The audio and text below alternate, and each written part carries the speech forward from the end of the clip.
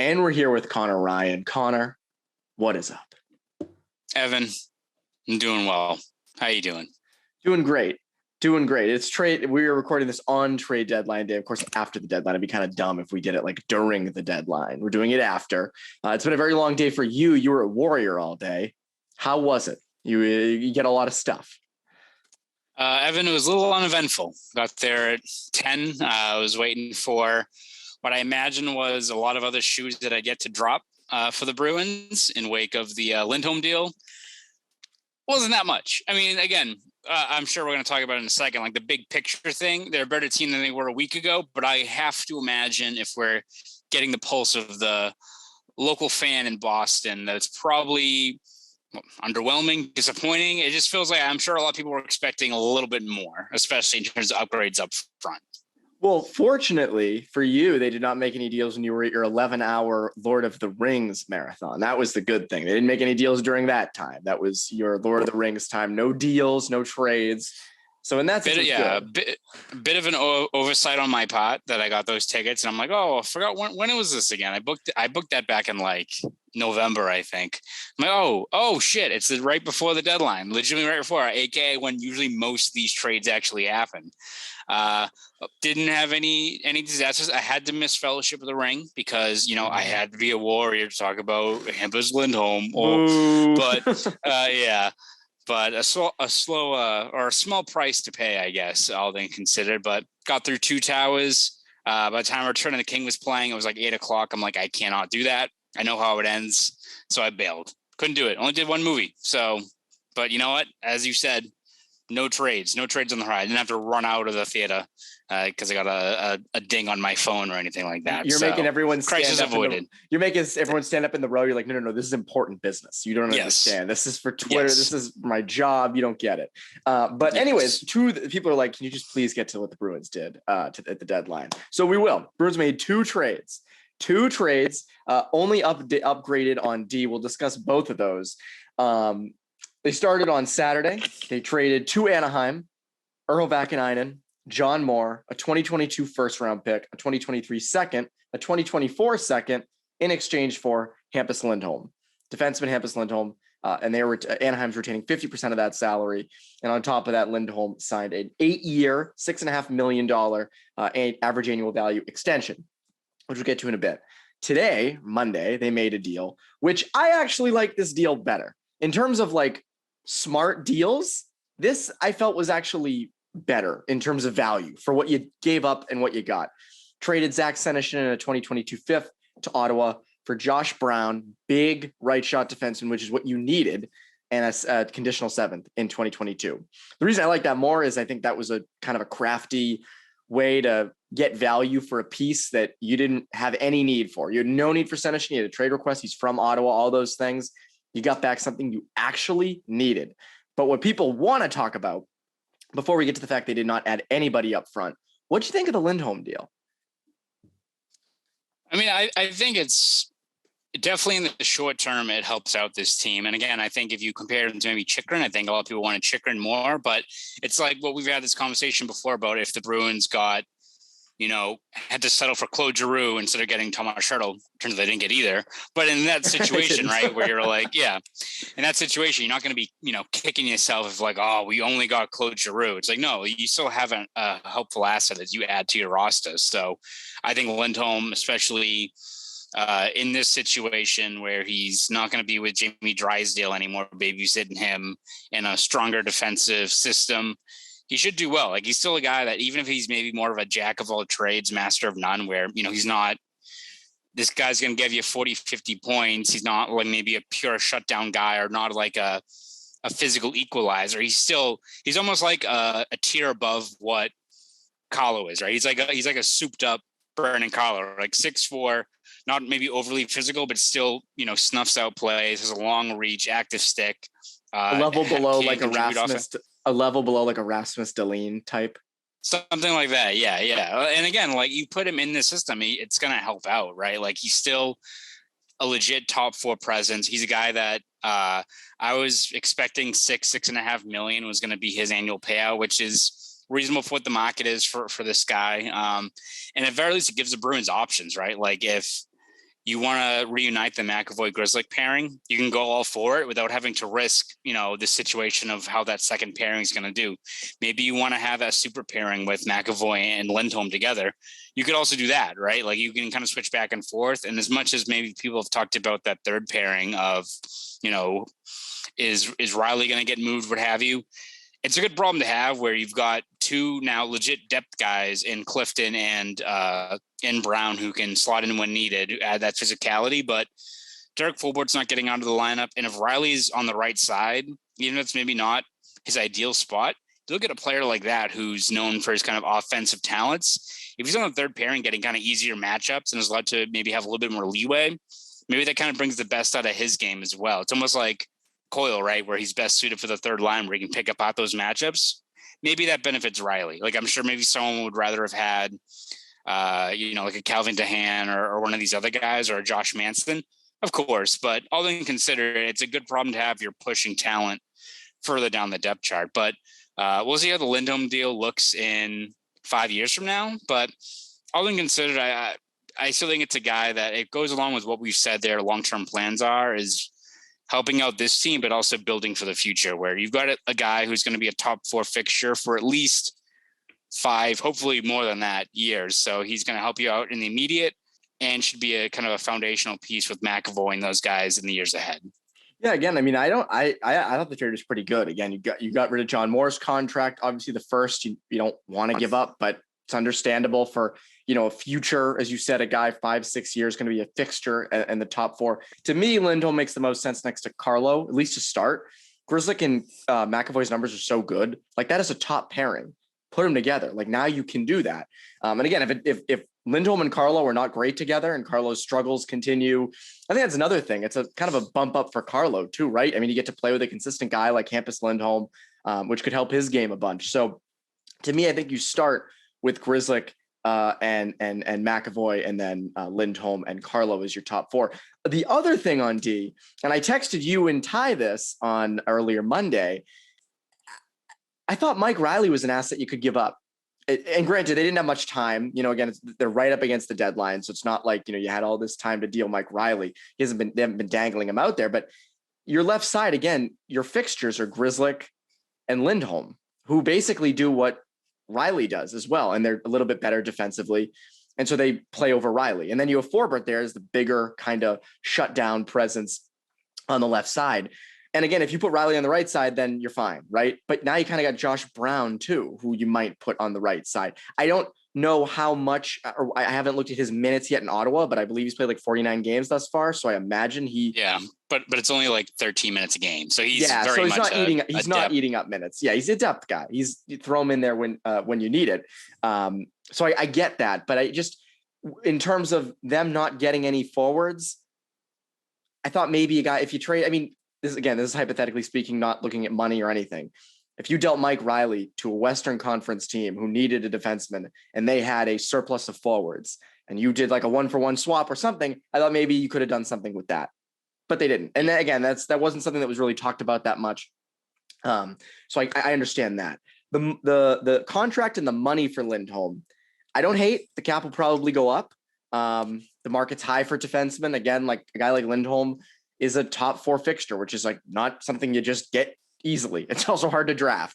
In terms of the Senyshyn deal, I assume you also like that. That was a pretty simple move. Yeah. I mean, one, it's, you're giving up a 5th round pick. You're getting, I think, a conditional 7th round pick back. So what have you there? And again, you're looking at, even if Brown is literally just a depth piece, that it's almost like a Tonori where, if you bring him into lineup if needed, if it gets physical, you can bring him in and see what he adds to this team.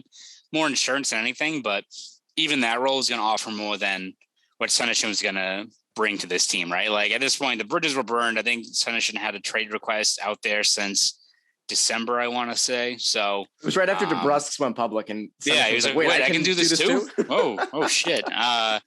But yeah, even if his numbers have been pretty solid down the AHL this season, I don't know how much he was really going to help out this team in the immediate future for how much, time he has left here. So might as well send him in a spot that hopefully he should benefit from. I mean, he's from Ottawa. That's a team that could use just minutes at this point. So he could probably get a shot to see if he sticks up the NHL level.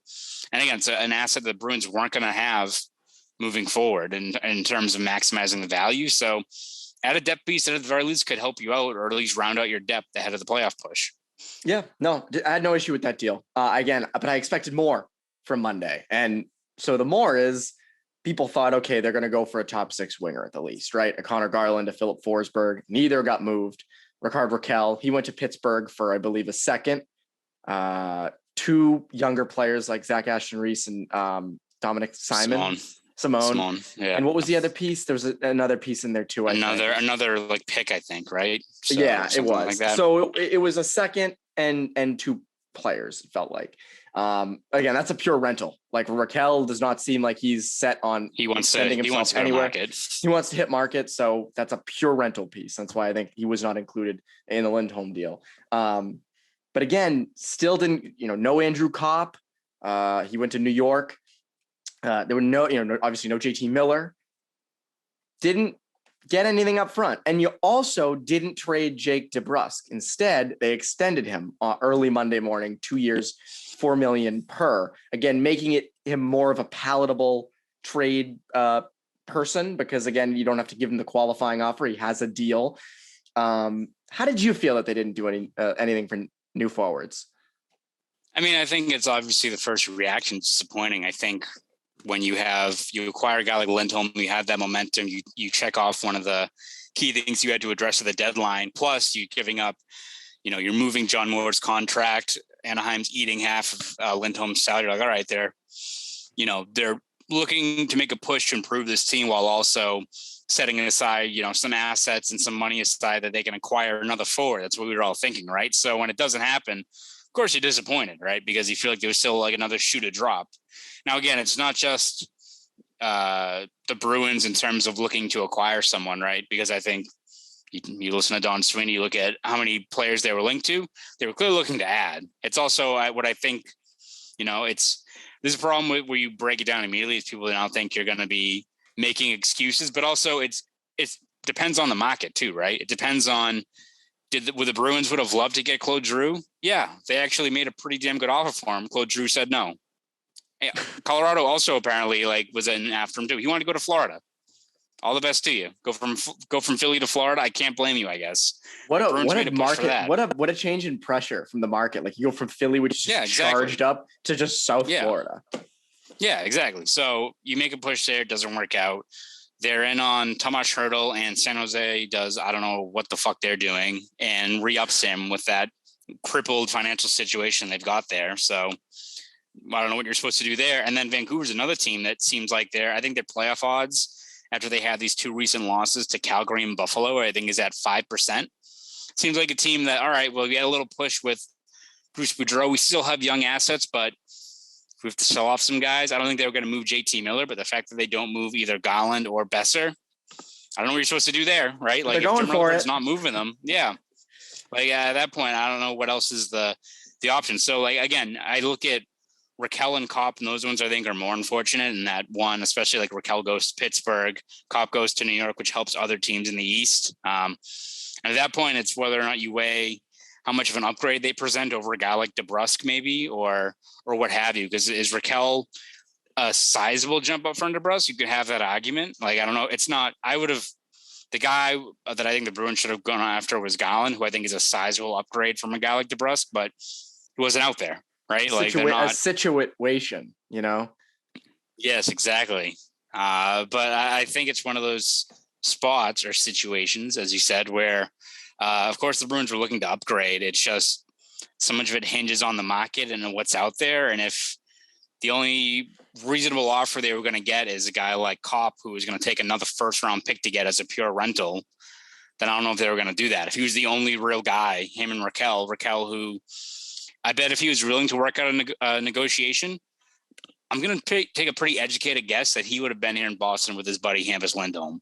But he wants to go to market. He wants to get paid because he kind of had a low-balled contract for a long time in Anaheim. So a lot of factors go into it. And I'm sure all of those reasons I listed aren't going to make probably Bruins fans feel any better about the state of their forward core, because you've still got a lot of risk with DeBrusk in the first line and a lot of risk with Eric Haller as your 2C, but so much it hinges on what the rest of the market is that's playing out. And it wasn't very conducive for the Bruins, to say the least, when it got to crunch time. So your top 6 right now: Marchand, Bergeron, DeBrusk, Hall, Haula, Pastrnak. Question that everyone's going to be asking, is that enough? Right now on D, you're good. You're pretty set on D. But up front, you got Jake DeBrusk on the top line. You got Eric Haula down the middle on the second line, which we've kind of come to terms to, right? That was something that is the market kind of looked worse for centers. JT Miller probably wasn't going to get moved. Tomas Hertl got re-signed. It was kind of like, all right, Haula, fine. But DeBrusk is going to get moved, right? Didn't get moved. Yeah, no, it's one of those ones where I think you just got to look at it with, it all depends on how much you view how those two lines can fare in the playoffs, right? Because you can paint the rosy picture, which is, all right, well, the Hall Pastrnak line looked pretty good so far. Like, what's to say they can't keep it up in the playoffs, which sure, right, I guess that could happen, or it couldn't, because you still don't have a guy that necessarily elevates that line down the middle in Haula. Again, he's been solid. He's definitely exceeded expectations for what his roles and how important he is to the team, but still, whether it's a guy like, David Krejci, who was out of the equation, or again, any of the other guys you've mentioned before, and Hertl or Giroux, like there's certain level of talent that elevates those guys around him. I don't know if Hall is that guy. Granted, you've got kind of a guy who's pretty much a playmaking center of his own in Hall in terms of just how he plays the game, which helps out a little bit, but still, I think you'd feel a lot better with a more proven guy down the middle. And then DeBrusk, it's a situation where, that guy, he's had his trade request out there since the summer, is what we've heard now. So it's been quite some time. And again, it's just the logic of how they're approaching it now. You can see it, right? Where it's, all right, we've wiped out that qualifying offer. A team that's interested in him, there's cost certainty there. Like, he's not being overpaid. It's not like a poison pill contract or anything like that. But I think in order to actually seal the deal and get a return for him in the summer now, it's going to come down to him producing down the stretch, which on paper makes sense. And if you look at who he's with, could very well happen. Like, I don't know he's going to be a 30 goal scorer down the stretch here, right? But you put him with Marchand and Bergeron, even though they've kind of had a few ups and downs in terms of just baseline production, you're probably encouraged by it. And he could have a great postseason, and who knows how far the Bruins go. But even if they come up short, but he has, 5-6 goals this playoff run, then you'll probably get something pretty solid for him in the offseason. But who knows? We've seen DeBrusk before, and we see how up and down he could be. So if that first line stalls, not only does it tank your chances this year, but are you going to just settle at that point for like a second and a fourth round pick, in the off season? So there's plenty of risk involved. It's not that great that probably the line people are most excited or confident in right now is the Frederick Smith Coyle line, which is a good thing, right? Like, that third line is playing great, and again, you can paint the rosy picture of if all those three lines work and start clicking at the same time, you've got three lines that could legitimately score night in and night out. It's all about just hoping it pans out. And if it's whether it be a guy like Raquel maybe, or obviously the guys like Hertl, who we thought were their main targets, make you feel just a lot better going into it. Now it's, all right, they could be good, but probably would have liked a little bit more certainty in so many vital spots in the lineup. I've said all year, the depth is the most important thing for them come the playoffs. The one thing you never take into account is the default is the first line is going to always produce. Now you don't really know that because they haven't been producing that great over the past month and a half with DeBrusk up there. And now you're without Bergeron in the short term with an injury. So that's an even scarier thought, is like, well, if DeBrusk goes down or if Bergeron ever went down, you have problems up front. Because again, your reserve forwards are like Jack Studnicka, Oscar Steen, and Anton Bleed. You don't have a lot there to kind of spice up some offensive creativity. Even someone like Andrew Kopp, who I was not super excited about. But again, if you get him, that's a guy you can plug and place pretty much anywhere in your top 9 and you're going to get production from. So I don't understand not going for a forward. I get that the market is an issue and, costs are high or players don't want to go to certain places. I understand that. But I just look at the top 6 and I go, well, that's going to be what keeps you out of the playoffs, not out of the playoffs, going to kick you out of the playoffs come the time. That would, again, things could go great on the top line. DeBrusk could click like crazy and be a great draft day move. What I'm saying is, if anything is to get in the way of your chances to beat Tampa or Carolina or Florida, aside from the fact that those teams are better than you, it's going to be your top six. It's going to be that first line with DeBrusk on the right side. That would be what hampers your chance. They're not Hampus, but hampers your chances. Pretty much sounds the same if I say it. So yeah, exactly. See, everyone was excited for Conor Garland to come here because you would be able to say it. Conor Garland. It'd be right off the tongue for you. Josh Brown doesn't really have the same ring to it. No, it doesn't at all.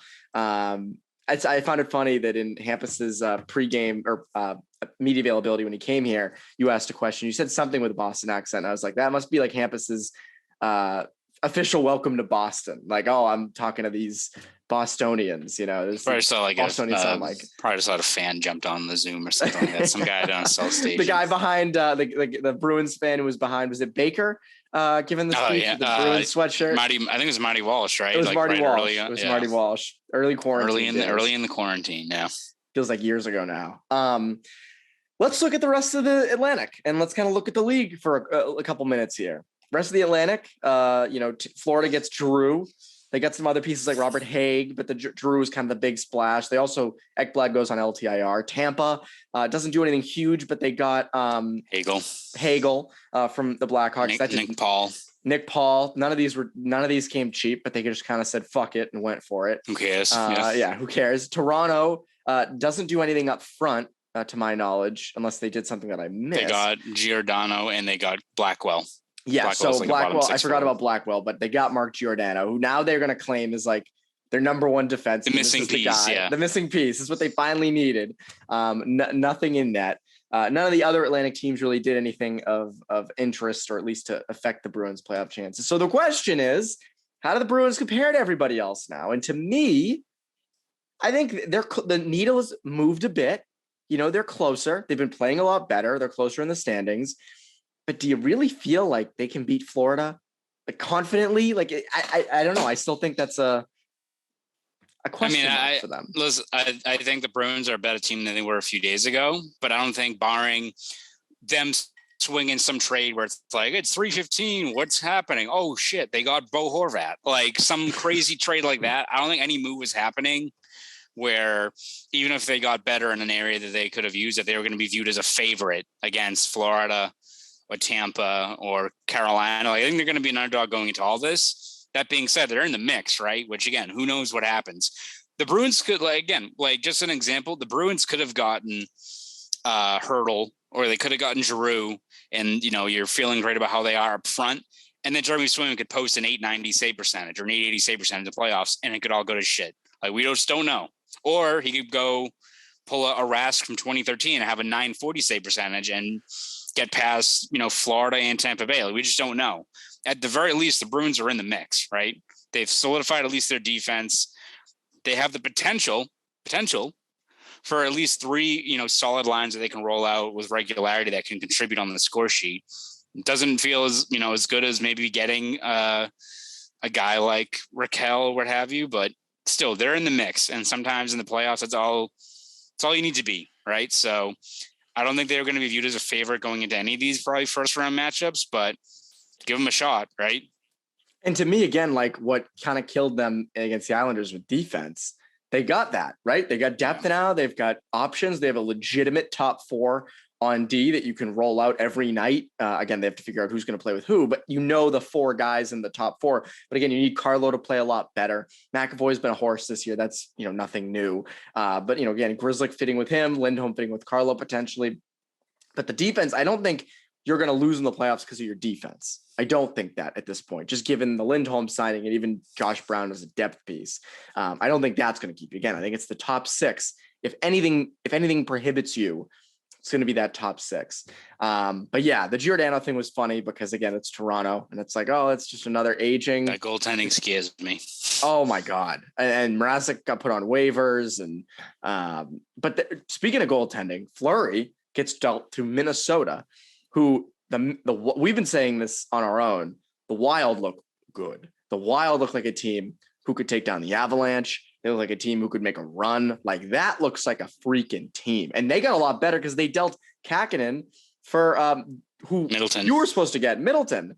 So again, that's a team who looks that team will a lot better. Grind teams down. Even if they lose one of these playoff rounds, whoever beats them is not going to come out of it unscathed. They're going to wear teams down in the play. That's a team that's built to kind of get through the war of attrition that usually is playoff hockey. So it's good moves from them. Very much. Good moves from them. Any other big moves that I'm missing? Chychrun didn't get moved. Didn't feel like the Colorado added a few guys. They got Lehkonen from Montreal, who's a good player. But again, we'll see. Again, he's another analytics darling. But I'm worried about that team. The fact they didn't really improve that much on defense other than Manson. And I still feel like matchup wise, there's a lot of teams that can lay the hurt to them. So, nothing. Again, also just nothing earth shattering though in terms of some of these deals. Like there's other moves that would have been solid upgrades, but not for I think what other teams were paying for, or it just wasn't stuff that was moving the needle. Like again, if San Jose was open for business, which they should have been, I look at Anaheim. That's a team that has had so many of the younger players make huge strides forward this year that they very well could have been like, you know what, fuck this. Like I'm not moving Linda. I'll try to work out a deal. We're ahead of schedule. They could very well have done that. And instead they moved a guy who they weren't sure they're going to be able to re-sign, look to the future, and they got a first and 2 seconds out of it. Right. Like not too bad. San Jose, I don't know. You're not negotiating with someone who's steering it into an iceberg, right? Like what you just can't do it. So again, not saying that the Bruins didn't do anything because no one else was playing ball, but you can only do so much from whatever the market's given you. So yeah. The other thing was I learned this today. Andrew Cogliano's only 34 years old. Yeah, I thought that dude was like shocked by that. 38. I thought that guy was so old. He's played a million games, been around here forever. Only 34. I was shocked by that. Also, loved all the Kevin Weeks videos. I was so excited to see where he would take. I was so excited to see where he would take his videos for like the Jake DeBrusk trade. You know, where would he be? Would he be like up in a light fixture? Like, what would he be doing? You know, because you got to get creative for these. You know, you had guys with trash bins over their heads. A little like ferry boat in the East River or something. Yeah, I thought he was going to switch it up more. Maybe pull like a Cosmo Kramer and go swimming in the East River and have. I really appreciated like how creative people that I saw him. He was at Stonehenge.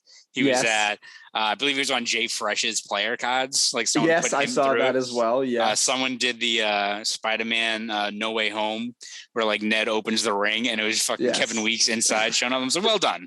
People have caught on to this very quickly. So it's a good way. It's a cool way to break trades. Someone tweeted something like, in the NFL, when Schefter breaks something, it's like, this well thought out, well, not always well thought out, but long tweet, 250 something words. That some agent sends them. Some agent sends them. With the NHL, it's like, Giroux, number 2 FL. Like, it's just simple shit. They're all competing with each other and they just send out a quick tweet.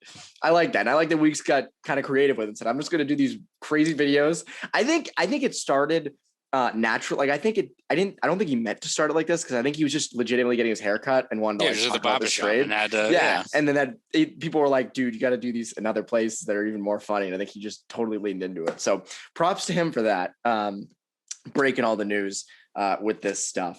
Pretty good deadline, right? I mean, what would you grade the Bruins on their trade deadline performance? I'd say B, maybe it's B plus. Like I still think you need to like digest a little bit more, but again, it's one of those things though where like I don't know if let's say they got Max Domi, who I don't really think is an upgrade. People would probably just be happy that the fact that like they made another move. It's like the shiny new car thing, right? Where like I don't know how much that is influencing it as opposed to like how much of an upgrade. Like I think people think Raquel's here and he's the 30 goal scorer he was in 2016.